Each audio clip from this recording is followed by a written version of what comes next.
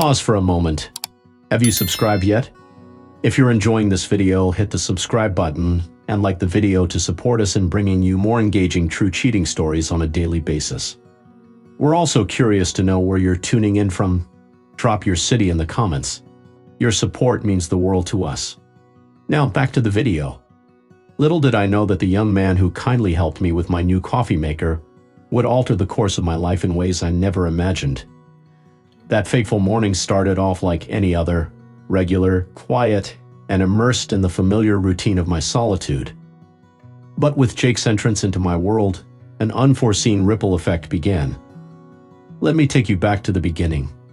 At 60 years old, divorced for over a decade and living solo, I had grown accustomed to the peacefulness of my home, filling the quiet moments with personal rituals and familiar comforts. The living room. Rewriting. Reflecting on my life, my home was filled with cherished mementos and personal touches that I had grown accustomed to ignoring. However, on that particular day, I made the decision to finally replace my broken coffee maker, a task that I had procrastinated on for far too long. While at the store, a young employee named Jake kindly offered to assist me in carrying the box to my car. His enthusiastic energy, good manners, and friendly demeanor took me by surprise, as it had been a while since I had encountered someone so genuinely kind. Upon returning home, the idea of setting up the new coffee maker on my own seemed daunting. Almost on impulse, I contacted the store, and to my delight, Jake offered to swing by after his shift to lend a helping hand. Initially, I didn't think much of it, just a considerate young man offering assistance. When he arrived that evening and entered my home with the coffee maker, I suddenly noticed the state of my living room.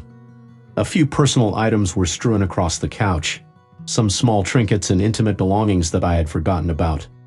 You know, he remarked, sometimes it's not just about the coffee or the little things we surround ourselves with. It's about the company. His words lingered in the air, the unspoken meaning undeniable. I let out a nervous laugh, attempting to lighten the mood. Well, I responded, you've been great company today. How about I whip us up some coffee now that everything is ready? Making my way towards the kitchen, a passing glance at my reflection in the hallway mirror startled me. Suddenly, my usual jeans and t-shirt felt dull, lacking excitement. Acting on impulse, I headed upstairs to change into a sleek, simple dress that had been neglected in my wardrobe for years. After smoothing my hair, adding a touch of makeup, I returned downstairs feeling a renewed sense of confidence. Stepping back into the room, I caught Jake's eyes, noting his surprise before he masked it. I chose to ignore his reaction and walked past him, ready to continue our time together. I jokingly asked the coffee machine, so Jake, are you single or do you spend your nights alone like me? His cheeks colored slightly, but he didn't break eye contact. No girlfriend, he confessed softly, and yeah, I'm alone most nights.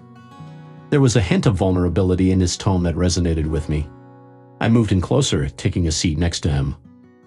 I noticed his eyes briefly glance downward before returning to mine. With a small smile, I said, well, if you're going to help a lady set up her coffee maker, you might as well stick around for the coffee. His chuckle eased the tension between us. The quiet connection between us was palpable, drawing us nearer. After a pause, he inquired, if you don't mind me asking, how old are you? I replied with a smile, 60. His eyebrows lifted in surprise. I never would have guessed. You look younger. His compliment caught me off guard, and I chuckled softly. Do you prefer women in their 50s, then? I teased it. Jake smiled and shook his head, saying, I like you just the way you are. His words washed over me, bringing a warmth that had been absent for years. I had become accustomed to the quiet loneliness of my life, but in that moment something ignited within me. Sitting across from this young man, a spark of emotion flickered back to life. As we conversed over coffee and shared stories, the heaviness of solitude dissipated, replaced by a sense of lightness in the room. Jake's presence filled a void I hadn't realized existed. His gaze lingered on me, conveying admiration and understanding, forging an unspoken bond. It was more than physical attraction.